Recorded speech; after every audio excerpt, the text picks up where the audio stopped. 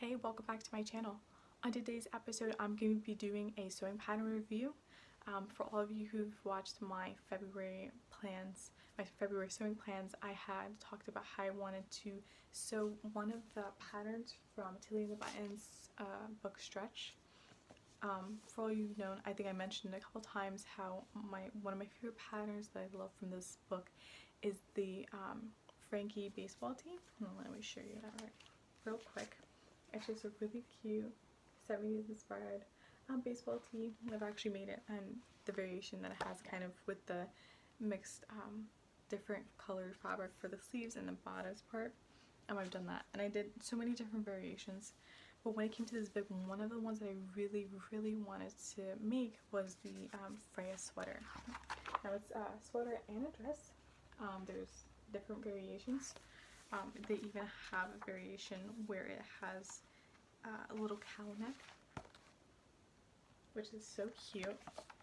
And even, let me see if I can find it. They even have a little variation where you can add your own created ruffle, which I think is sort of adorable, especially on the little dress version. So when I first got the book, I think I automatically went out and grabbed some fabric, but it ended up not being the exact right fabric for the specific pattern. For those who might not know, this pattern is a little bit more of a form-fitting pattern compared to something like the Frankie baseball tee, which that one's a little bit more straight up and down. This one has a lot more, helps show you off your curves.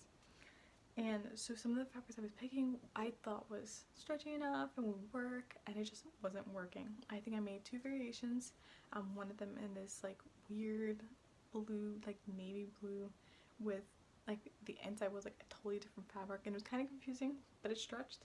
I thought it was gonna work, but it didn't. And then I tried another variation in like a red one, which again did not work. So I was kind of a little defeated. I thought, okay, well, you know what, I'm just gonna keep on making Frankie t-shirts, and I think I made a total of between like 4 and 5. But at the start of this new year, I really wanted to get back and try it. This was one of the patterns that I think I saw so many variations of and so many people making it that it was like, I want to make it too. And I fell in love recently. I think a few months back I had actually bought black kind of mock neck, literally the exact same style and everything, and I non-stop wearing it, and for me I was like, I need to make this. So I finally decided to crack it open again. I ended up, with the size chart, I'm actually like in between sizes. So I'm in between size 1 and 2, and because it has negative ease, I ended up deciding to go with size 2 so that even with the negative ease I would still have some room. I'm not the type of person who wears a lot of tight fitting clothing or things that cling too close to me.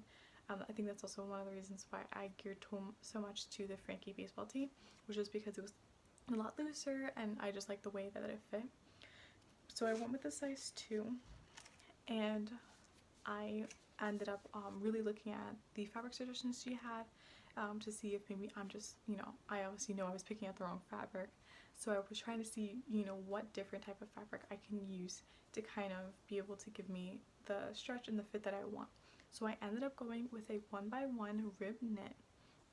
I don't always like rib knits, but with the 1x1, this is actually, I obviously made this, and this is the Freya. And so I did the 1x1.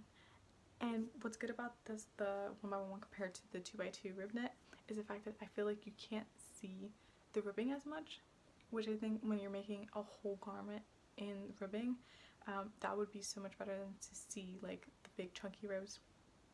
I personally really like when it's like 2x2 when you're doing the cuffs, or the cuffs on the sleeves or on the ankles.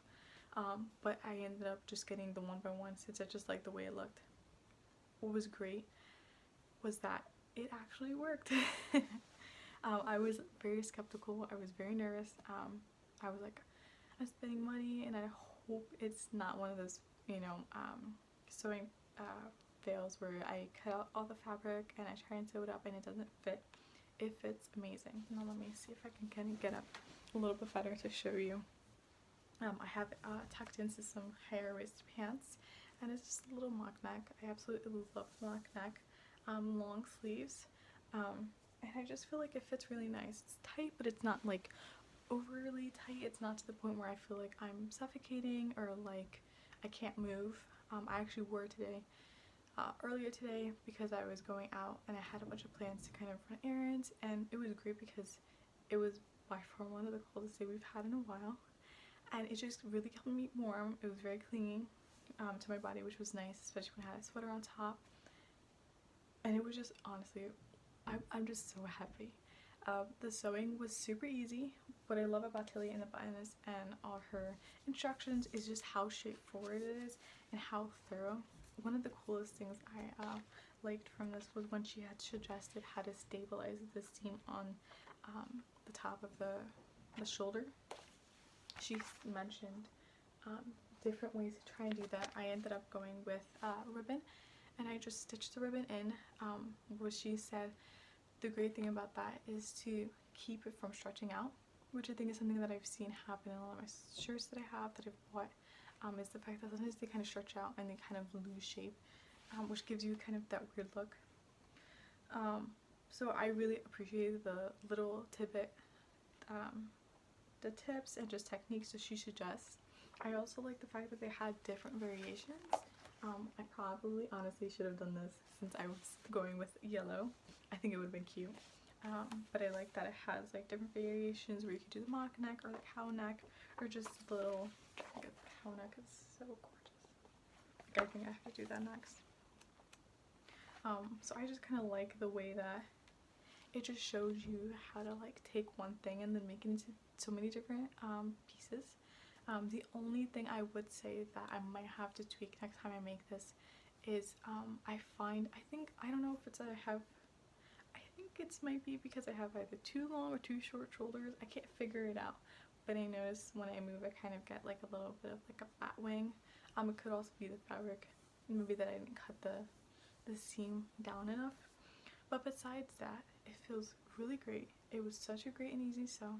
I've been spending so much time at school and work that I haven't really been getting a lot of time to have personal projects, and so this is something that I could easily cut out in one day and then sew it up in a night, which I actually did. I think I cut it up on like a Tuesday and then I sewed it up on like a Wednesday night, which was great. Super simple, super easy, and I totally suggest, if you want to try it, to just really look at the suggestions of the fabric. I'm the type of person who I'll be like, that's a suggestion, I don't need to follow it. But sometimes with certain patterns, you might actually need to follow them and not just make it up yourself like I do. It really helped me kind of pick the right fabric and pick the right, it was the right project with the right fabric, and I was able to really make such a nice garment that I'm definitely going to be wearing all the time. And I'm absolutely happy that I picked yellow, especially with the winter, such as wearing black is all you want to do, but to have something kind of bright and exciting in my wardrobe has made me so happy. So definitely please check this out. Like, it is the best. A lot of the products in this book are very simple and easy. They don't really take that much time, and if you're scared of using knit, don't be. Like I said, the instructions in this book really break it down for you to help you create the best garments for you. And these are things that you can make basics, or you could add, get prints and patterns so it can be funky.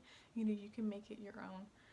I know another book that she has that I need to get my hands on, I really want to, is she has a book that came out which is called Make It Simple, and it's another book that has a bunch of awesome simple and easy sewing what's it called, oh my gosh, I'm like blanking, sewing patterns and tutorials that you can make up in a few hours. And so I need to get my hands on that because I've been looking at the Juno pajamas, which I need a new pair of like matching pajamas. I think it would be the cutest thing. But yeah, so definitely check this out if you want to learn how to sew with knits. And yeah, that's pretty much all I have for you. I hope you enjoyed and got something out of it, and I'll see you next week. Bye!